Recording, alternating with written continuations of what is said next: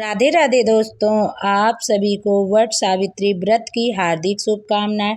वट सावित्री व्रत आप घर पर पूजा आसान तरह से कैसे कर सकते हैं और यह वट सावित्री का व्रत आप जिस दिन करते हैं तो स्नान आदि 16 श्रृंगार करने के बाद ही यह पूजा करें, क्योंकि इस दिन सुहागनियों का यह व्रत होता है। सुहागनियाँ अपने पति की लंबी आयु व तरक्की के लिए यह निर्जला व्रत रखती हैं। तो आप इस दिन पूजा करने से पहले 16 श्रृंगार और अपने शादी का साल है तो वह अवश्य ही इस दिन इसको ओढ़ें और पूजा करने से पहले बरगद के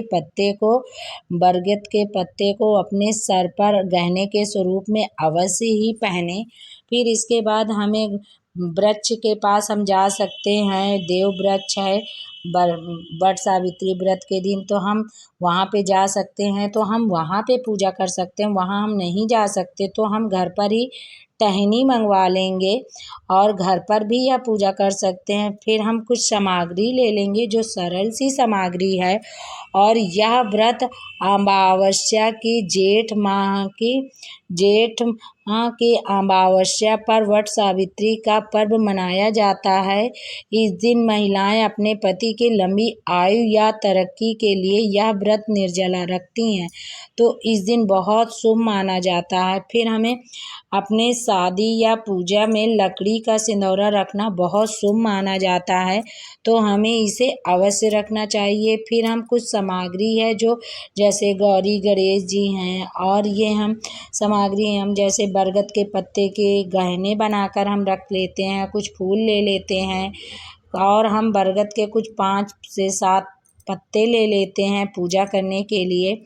फिर यह हम सब सामग्री लेकर हम अपने घर पर भी पूजा कर सकते हैं और हम बाहर भी जा सकते हैं। बाहर आप वृक्ष के नीचे पूजा करते हैं तो ये सारी सामग्री आप जैसे काले चने हैं और कुछ मीठे में आटे से बनी हुई आप कुछ भी प्रसाद ले सकते हैं, कुछ फल ले सकते हैं।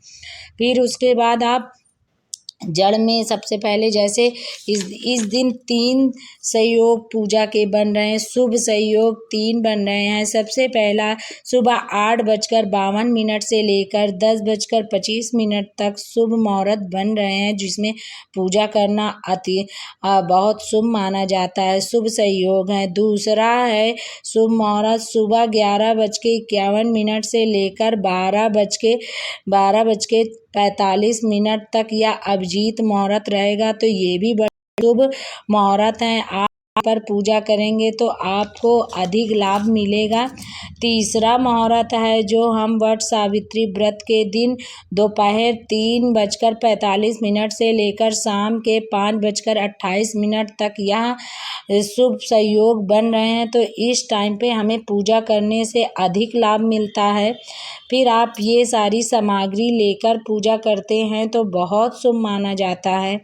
अपने पति की लंबी आयु और तरक्की के लिए हमें यह पूजा अवश्य करनी चाहिए। बहुत से लोग इसे निर्जला व्रत भी रखते हैं। बहुत से लोग पूजा करने के बाद फल या मिठाई जो भी खा सकते हैं, मीठा खा सकते हैं, वो अवश्य खाते हैं। फिर इस दिन हमें जब पूजा करने से पहले हमें वृक्ष के चारों तरफ जल डालना होता है। हुए आप जल में थोड़ा सा कच्चा दूध मिलाकर भी डालेंगे तो देव वृक्ष को सींचते हैं तो अत्यंत शुभ माना जाता है। ये तीनों देवताओं का वृक्ष है, इसे देव वृक्ष भी कहते हैं। पीपल का और बरगद का देव वृक्ष माना जाता है। इसमें विष्णु भगवान और शंकर भगवान और ब्रह्मा जी का इसमें वास माना जाता है, तो इसे देव वृक्ष के स्वरूप में उस दिन पूजा करना। और अमावस्या के दिन इसमें 2 संयोग बन रहे हैं कि उसी सोमवती अमावस्या भी है, वट सावित्री व्रत भी है, तो ये बहुत शुभ महायोग बन रहे हैं, तो इस दिन पूजा करना बहुत शुभ माना जाता है। आप फेरी कितनी लगाएं, कच्चे सूत से आप फेरी कैसे लगाएं।